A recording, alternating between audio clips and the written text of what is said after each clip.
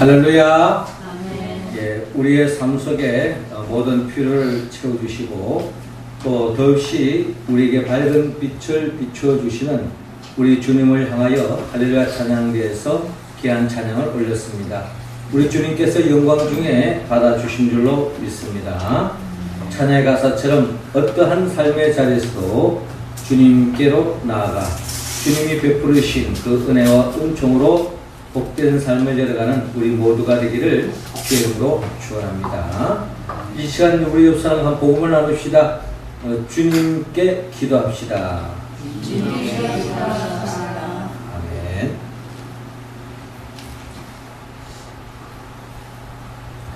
아주 먼 옛날에 들짐승과 날짐승이 서로 자기들이 더 용맹하고 뛰어나다고 싸움이 벌어졌습니다.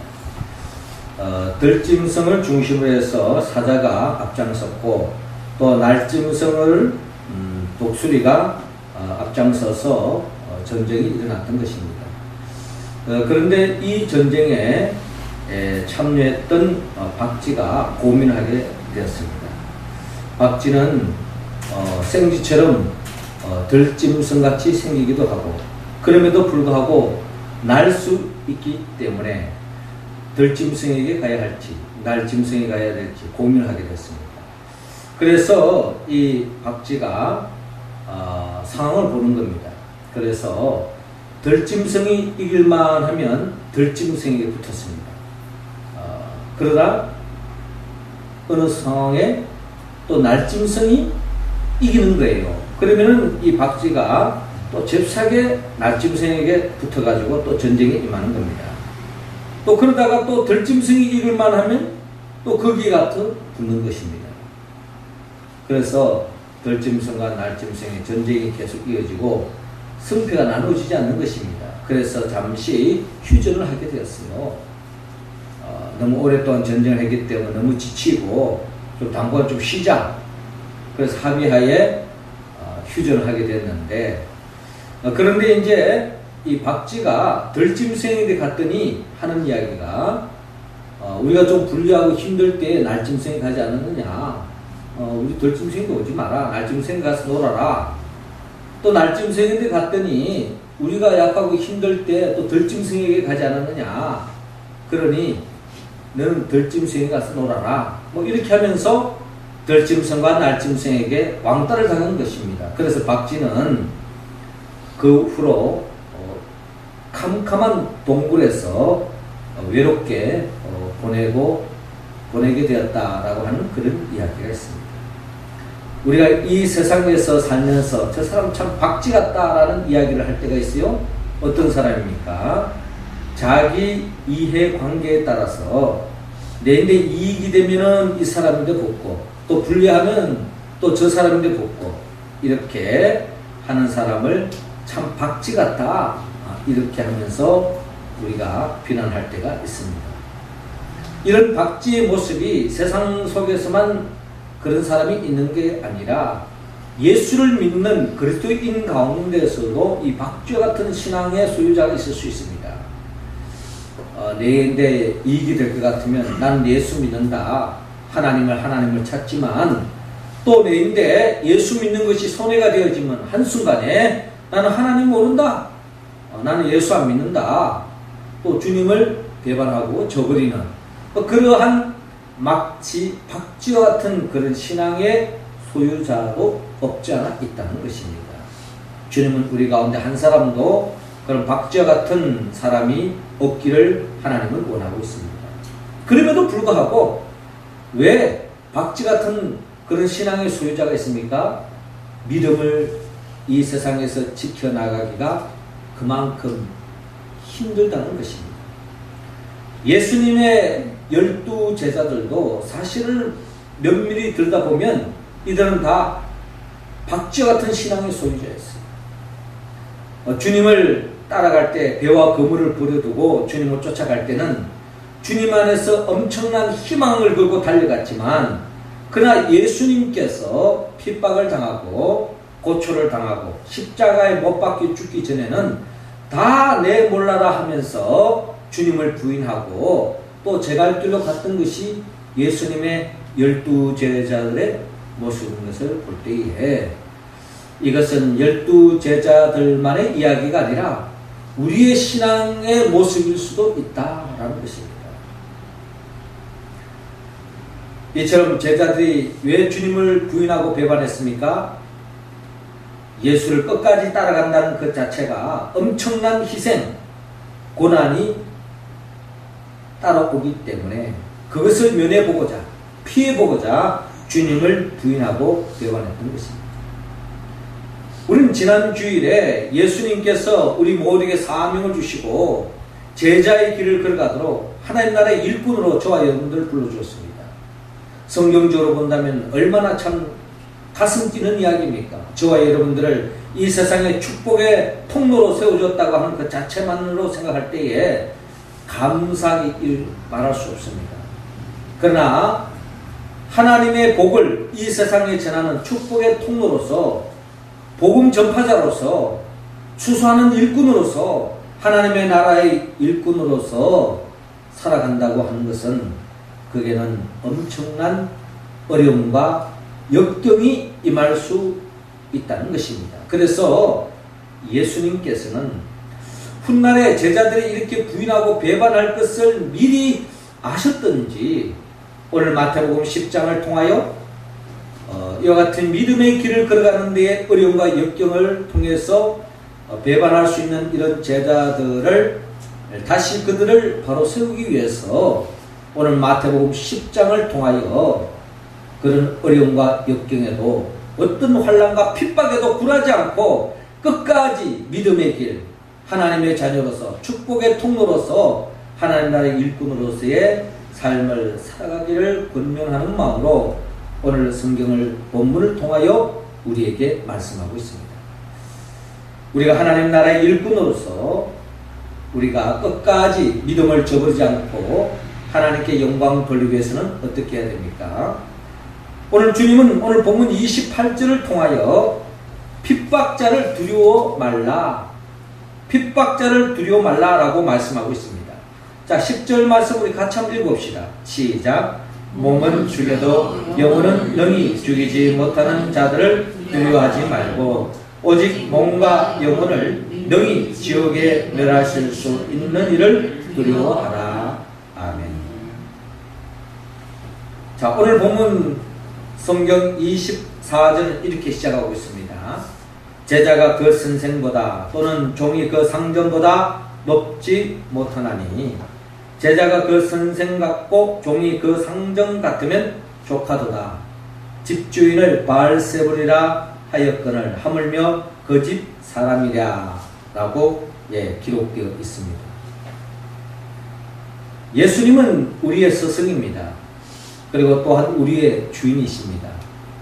근데 주님이 세상 사람들로부터 바알세불이라고 하는 이름을 칭함을 받았습니다. 바알세불이 무슨 뜻입니까? 귀신의 왕, 사단의 왕, 한마디로 마귀다라고 하면서 예수님을 공격했던 것입니다. 특별히 유대인들이 한 이야기죠. 그들은 이 세상에 참 생명을 안겨주기 위하여 이 땅에 오신 그 예수 그들을 영접하지 않았습니다. 예수님을 배척해버렸습니다. 단순히 배척하고 핍박하는 차원이 아니라 정신적으로도 그는 바알세불이다 라고 말할 정도로 귀신의 왕이다, 사단의 왕이다 라고稱할 정도로 예수님을 비난하고 핍박했던 것이 유대인들입니다.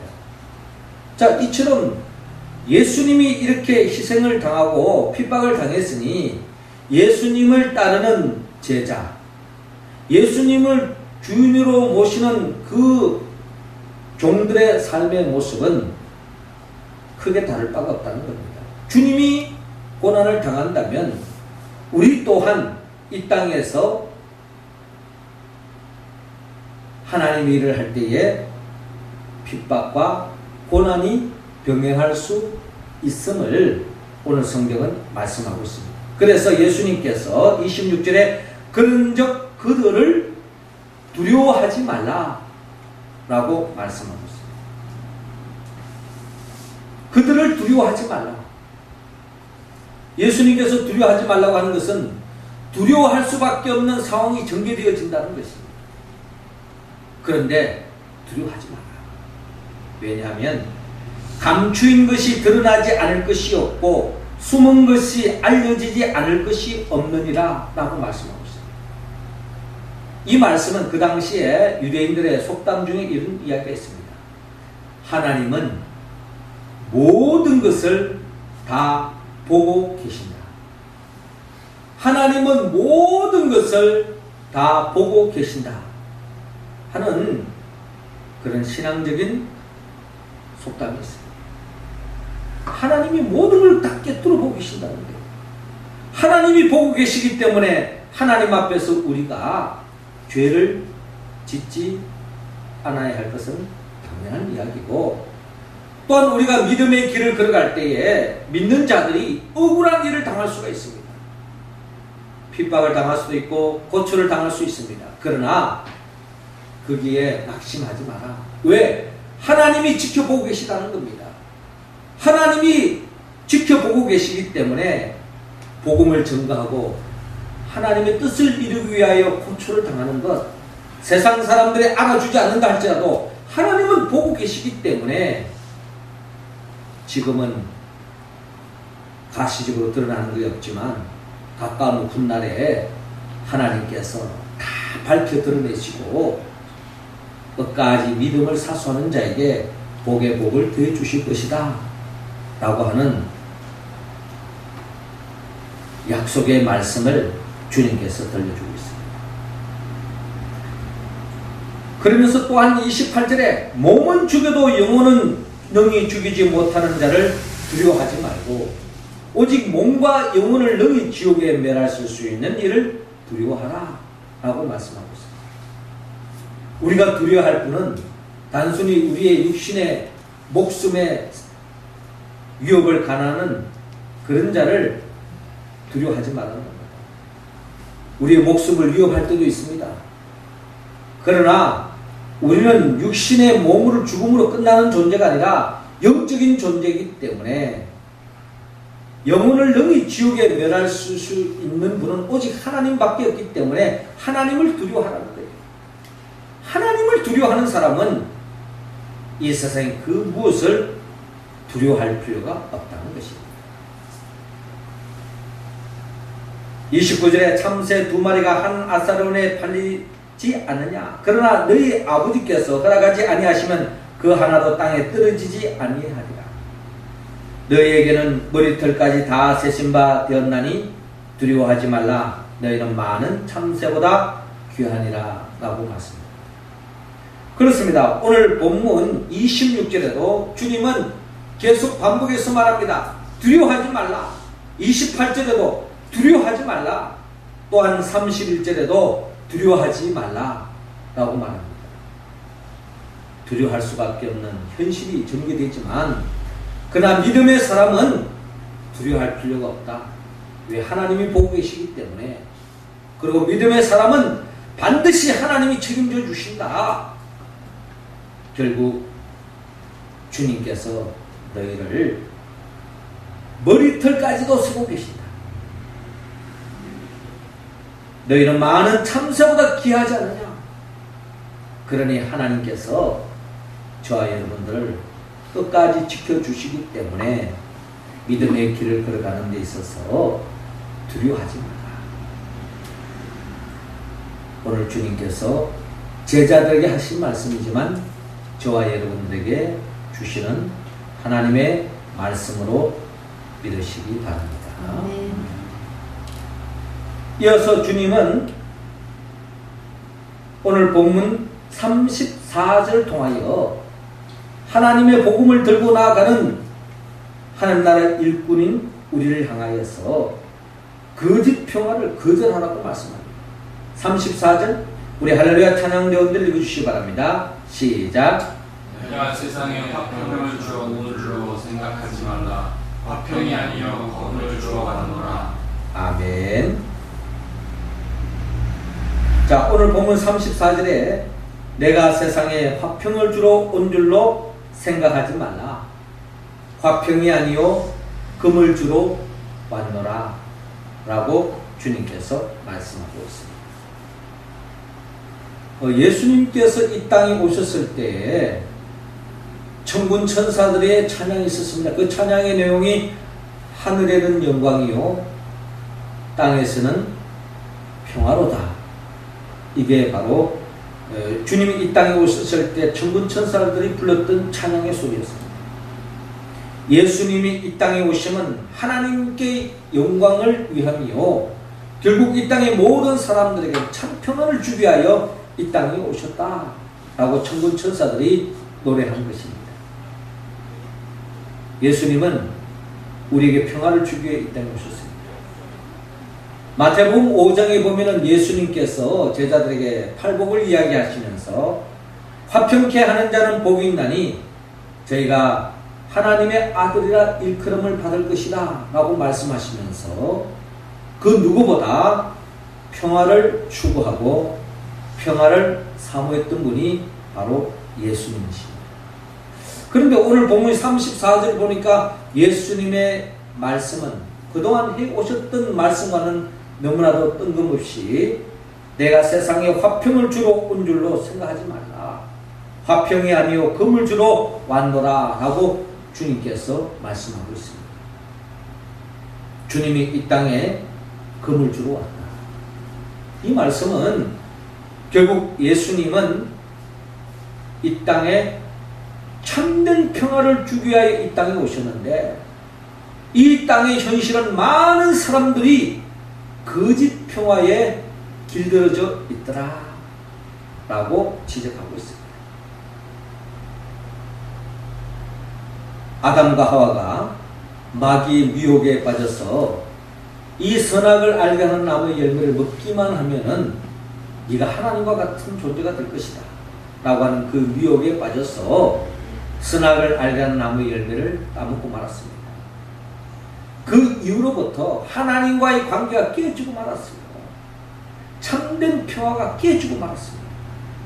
그래서 모든 인생들은 이미 죄를 지었고 마귀의 종로를 타면서 그 참된 평화를 누리지 못하기 때문에 그 참된 평화를 대체하기 위해서 세상적인 평화를 추구하게 됐습니다. 그래서 죄를 짓는 거예요. 죄는 육신의 몸을 가지고 살아가는 이 세상 사람들이 순간순간의 쾌락과 즐거움과 기쁨을 추구하는 가운데에서 죄를 짓는 경우가 참 많이 있습니다.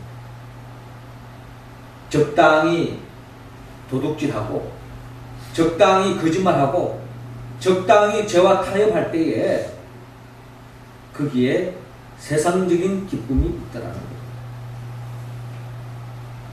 또 어느덧 마귀가 종로를 타면서 마귀와 타협을 해서 정말 하나님이 주시는 그 평안보다는 세상적인 인간적인 그 관계, 그 평안을 추구하면서 마귀의 종로를 타고 있는 사람들이 참 많이 있더라는 것입니다. 그래서 주님은 이런 거짓 평화에 젖어져 있는 인생들을 향하여서 내가 세상에 화평을 주러 온 줄로 생각하지 마라. 화평이 아니요 금을 주러 왔노라. 주님은 철저히 이 죄와 세상과 육성과의 싸우기 위해서 금을 가지고 오신, 어떻게 보면 전사라면 전사라고 이야기할 수 있습니다. 죄에 대해서 철저하게 대적하는, 마귀에 대해서 철저하게 대적하는, 마귀가 안겨주는 그 거짓 평화를 철저하게 거절하는 분이 바로 예수 그리스도라는 것입니다. 그러기에 주님은 35절에 내가 온 것은 사람이 아버지와 딸이 어머니와 며느리가 시어머니와 불화하게 하려 함이니 라고 말하고 있습니다. 예수님 마치 가정을 파탄시키려고 이 땅에 온 것처럼 우리가 들려질 때가 있습니다.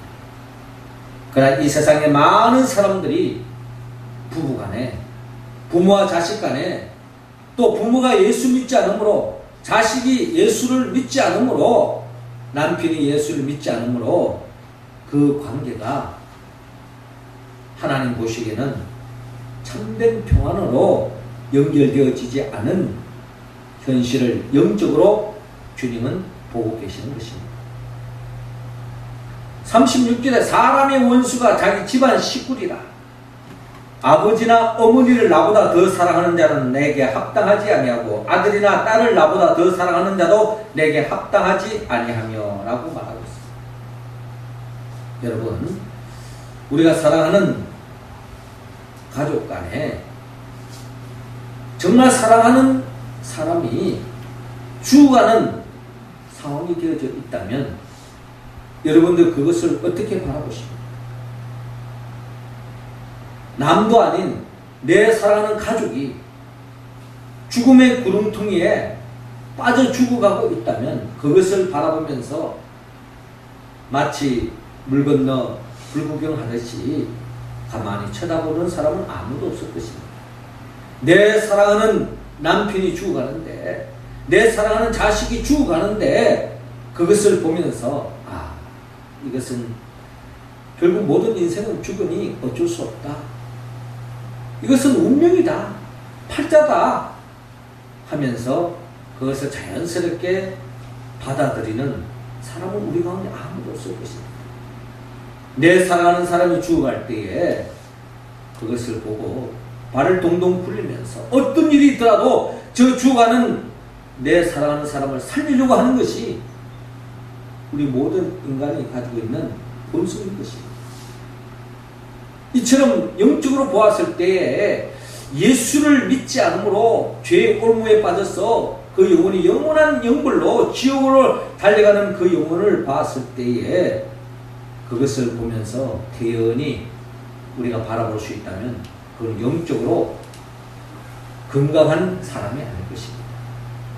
죽어가는 생명을 바라보며 그 생명을 살리기 위해서, 건지기 위해서 애달파하고 몸부림치는 것이 영적인 건강한 사람의 정상적인 삶의 모습일 것입니다. 그래서 결국 가족관계, 아직도 예수를 믿지 않는다면, 예수를 영접하지 않았다면 그 영혼을 살리기 위해서 복음 전파로 나가라. 그런데 그 복음 전파를 나가면은 내 사랑하는 아내가 복음을 전하니, 내 사랑하는 자식이 복음을 전하니, 내 사랑하는 부모님이 나에게 복음을 전해주니 참 감사합니다. 내 예수 믿겠습니다 하면 얼마나 좋겠습니까? 그런데 현실은 그렇지 않습니다. 복음을 전하는 자를 반드시 핍박을 하는 상황으로 전개되어집니다. 이게 바로 영적인 일이에요. 마귀가 예수 그리스도를 믿음으로 영원한 생명을 얻는 것을 어떤 일이 있더라도 방해하는 것이 마귀의 공작이요 마귀의 계략인 것입니다. 그러므로 우리가 복음을 전하다 보면은 가족 간의 우애가 깨질 때가 있어요. 부부 간의 사랑이 깨지는 경우도 있을 수 있습니다. 그러나 여러분 기억하십시오. 그 사랑은 거짓 사랑일 수가 있고 거짓 평화일 수가 있습니다.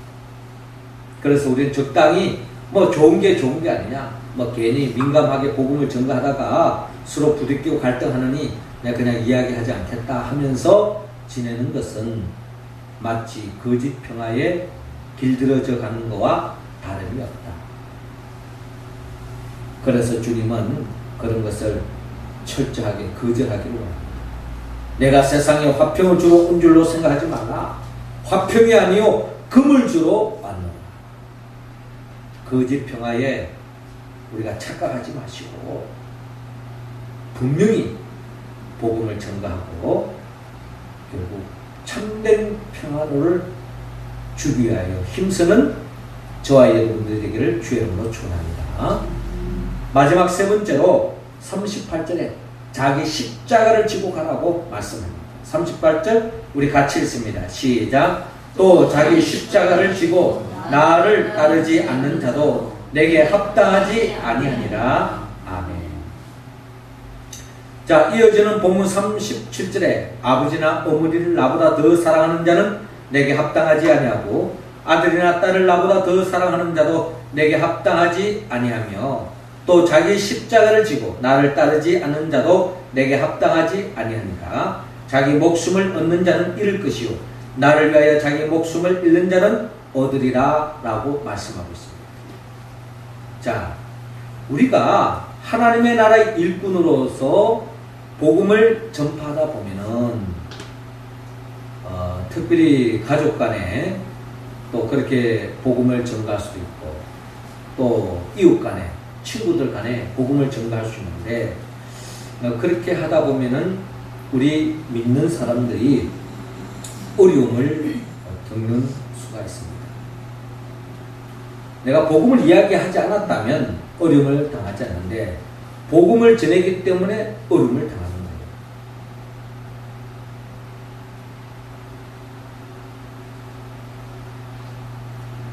그런데 역사 속에서 여러분 나름대로 진리를 증거한다고 하면서 이슬람 사람들은 코란이냐 칼이냐라고 하는 그런 선택을 할 때가 있었습니다.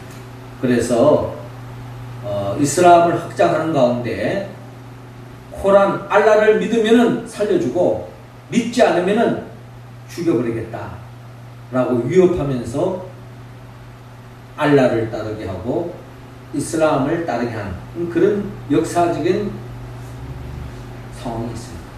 근데 여러분 기독교는 그런 종교가 아닙니다. 강요나 억압을 통해서 또 엇박지르거나 협박을 통해서 예수를 믿게 하는 것은 진정한 복음의 정신이 아닙니다. 복음을 전가하다 보면은 우리가 고난을 당할 때가 있습니다. 희생을 당할 때가 있습니다. 내가 복음을 전가하는 데에 그 사람으로부터 뺨을 맞을 수도 있다는 것입니다. 그럴 때에 우리는 그 속에서 주님과 같이 자기 십자가를 져야 한다고 오늘 주님께서 말씀하고 있습니다. 복음 전도의 길은 그 자리는 바로 고난의 자리요 역경의 자리입니다. 복음을 전하기 때문에 그게는 현실적으로 손해를 볼 수가 있습니다. 그것이 바로 저와 여러분들이 져야 할 자기 십자가라는 것입니다. 복음 전하다 보면 내가 어느 순간에 의리되게 되어 있어요. 안 믿는 자가 갑이 되어 있습니다. 그 사람 시키는 대로 내가 해줘야지 하지 않으면 안 돼요. 왜? 복음을 전하기 위해서. 그게 바로 우리가 짊어져야 할 자기 십자가라는 것입니다. 믿지 않는 자를 전도하기 위해서 섬기고 챙겨주고 위하다 보면은 내가 손해볼 수도 있고 희생을 당할 수도 있고 때로는 애매한 고난을 당할 수가 있습니다.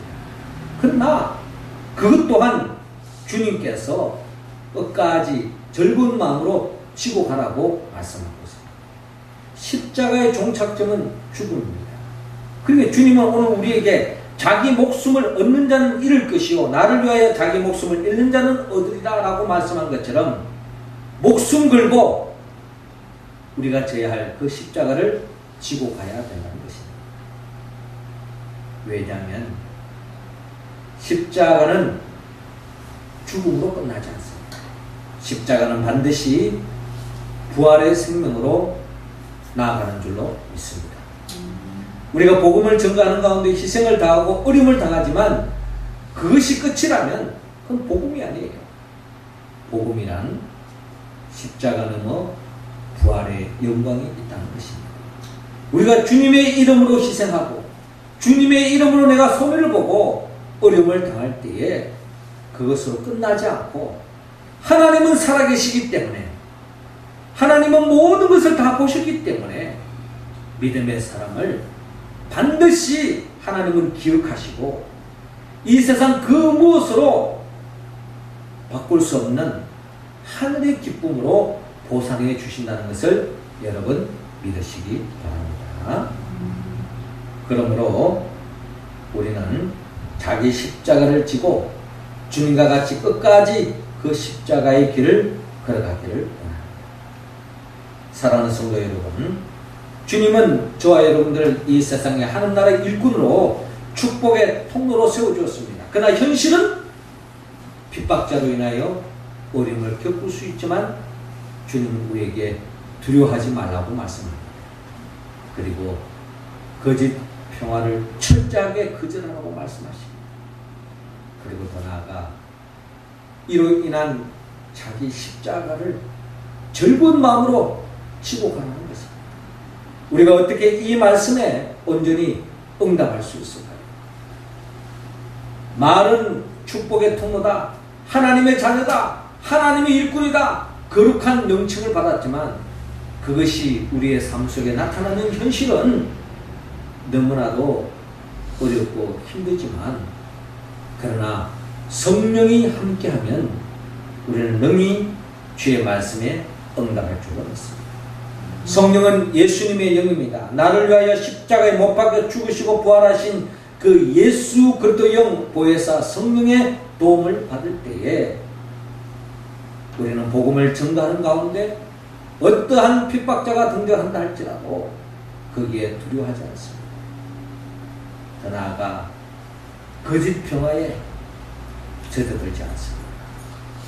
더 나아가 끝까지 복음을 전가하면서 우리가 겪는 자기 십자가를 끝까지 지고 나갈 수 있습니다.